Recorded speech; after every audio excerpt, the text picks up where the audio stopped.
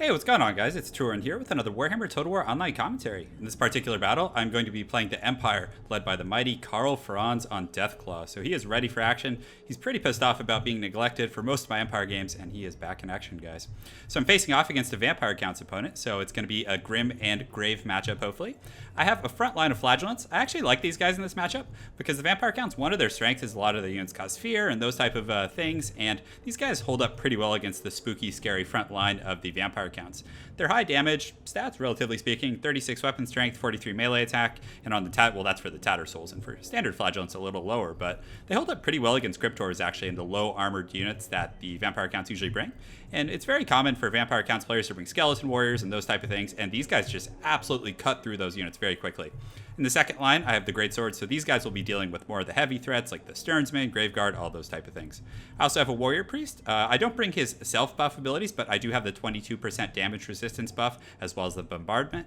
I have two groups of Knights of the Blazing Sun to synergize with my Bright Wizard back here in the Flaming Sword of Ruin. I have Empire Captain, and I think that's pretty much it, guys. A very, very simple army, and as you can see, the numbers of my army, I have 574 to his 846, so he's got quite a bit more than me. As far as my opponent's army composition goes, front line of Skeleton Warriors, pretty good choice. They're shielded, and most Empire players do bring crossbowmen or other units like that to focus down Cryptors, so not a bad choice at all.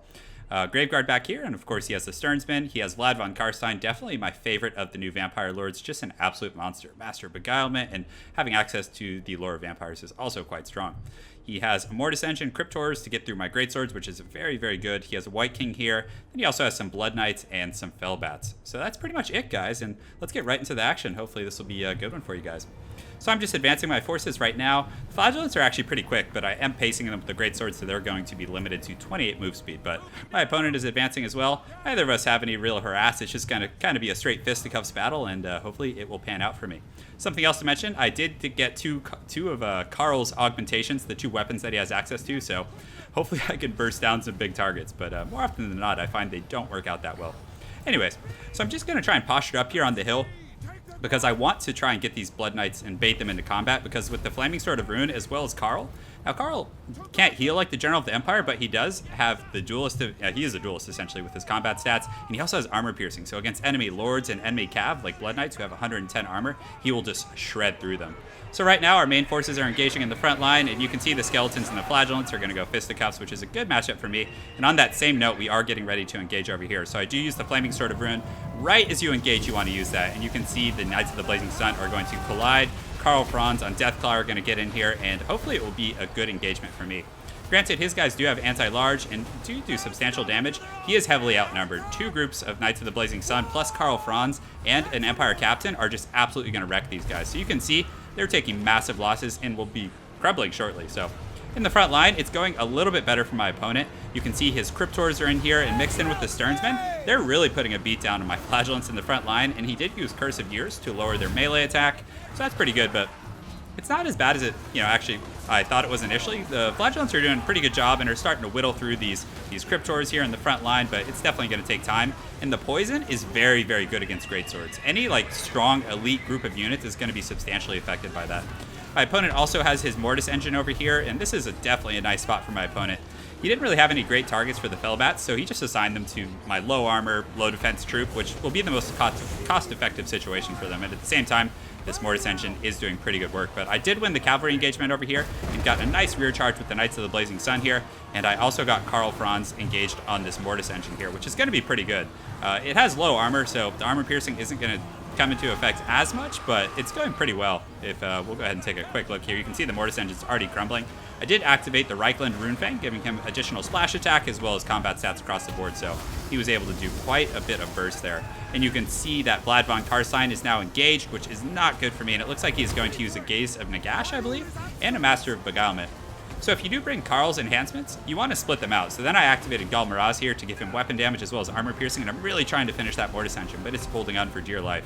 Back here, he did have the Dire Pack hiding in the brush, and it did come out here, and actually did quite a bit of damage to my Knights of the Blazing Sun. So I'm trying to get them to charge in and finish off this Mortis Engine, because that perpetual drain really adds up over the course of the battle.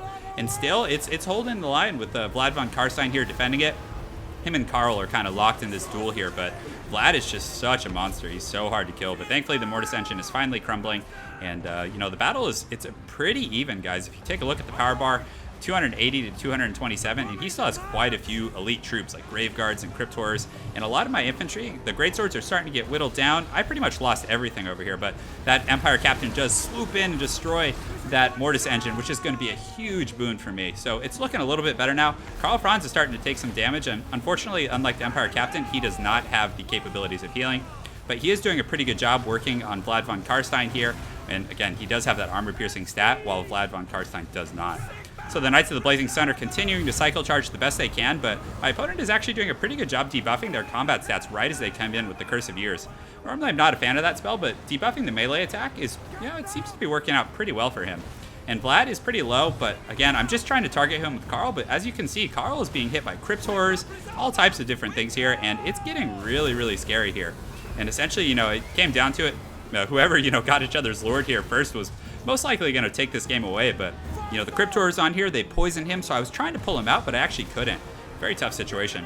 Over here, the Greatswords and the Flagellants, as well as this Bright Wizard, actually pulled him into melee. They're finally getting through these units, but the Sternsmen are just such a hard group of units to kill. And you can see Uncle Vlad here finally gets run over by Karl, and I think that may be the end of him. Deathclaw was able to sink his talons into Vlad and put him to sleep forever, hopefully, but I'm sure he'll be back. He's a vampire, so we do have some Cryptors here, and they're still fighting despite the fact that their Lord dies, and they've taken massive army losses.